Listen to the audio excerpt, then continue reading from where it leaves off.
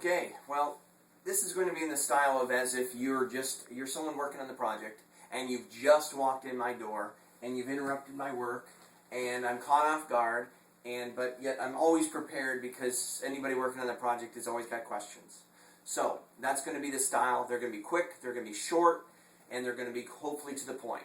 But I'm going to assume the question you have, because I've got to get the ball rolling. And then pretty soon, when you listen to these videos, they're going to be very quick, very over. And basically, this is just actually used internally. This might go public. I'm not really sure. So I'm not really.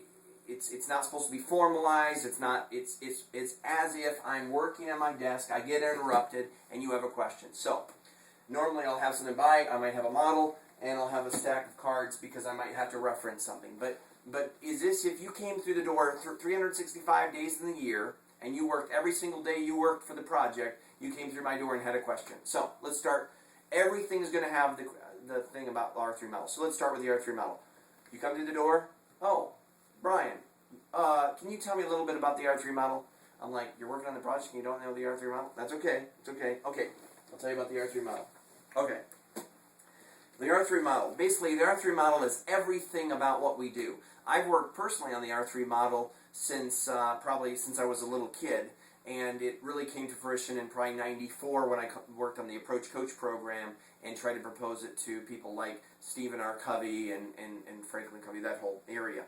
But so what is it? What is the R3 model? Well, one thing I get asked a lot is, what does it stand for? What's R3? Well, R stands for your role in life, and then 3 is cubed. Because everything is based on, and I'm going to have some of these off to the side, everything's based on a cube. Everything's based on the cube, okay? But R3 model, it also is a play on words where it's role model. So it's kind of like a role model. You're becoming a role model in the area of what you do. Now, there's a lot of angles to take it. I can take the history of it. I can take whatever part of the R3 model. But the R3 model basically is a new way of containing information in a three-dimensional sense. And what we're going to do throughout the course, when you come through my door, you're going to have a question. But what it's actually going to be doing is you're going to have questions that goes from a spectrum from the beginning to the end. And this is the beginning and the end. The beginning is a basically, whatever you want to call it, language cube, communication cubes. It's a new theory of information management, of how to contain and how to manage information. And the R3 model is actually applying that. And, you know, probably from this first video, you're going to have more questions than you're going to understand. And then the application of it's going to be the collaborative community. So you've got this whole spectrum. But the R3 model itself basically takes on the characteristics of this model that you're going to have to learn about. That probably is going to be your next question when you walk through the door, which is probably going to be 5 minutes from now after I'm done with this quick video. But think of the R3 model as just a better way to contain information, store information. Have you ever heard of the information science, or so the way to store information, the way to retrieve information, the way to contain, the way to pull information out, information management. What it does is the R3 model, it allows you to contain it in a three-dimensional sense. That's why it's called an R3.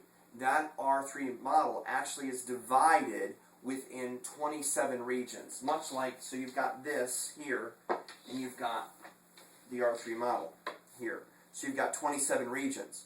You notice this is divided up in 27. Now it gets extremely complex, but it's very simple. And it's going to take you to understand, to ask about the R3 model is like, I don't know, like asking, can you tell me about physics? I mean, it's basically introduction of an entirely new way to contain and store information. And that's the main thing you need to learn, that you need to understand about the R3 model and what it stands for. Your role in life cubed, basically. Basically this model then is applied, basically we apply it into SharePoint. We waited for what's called a CMS, a content management system. Before a content management system ever existed, we could never store this information. We could never build this system. We had to have a CMS. So now today we're building a CMS But we can build it for an individual, we can build it for a business, or we can build it for a community. It's basically what we call fractal in nature. The smallest part is almost like the whole. So I'm sure you have more questions, but the R3 model is your role in life cubed, basically. If you have another question, come on back.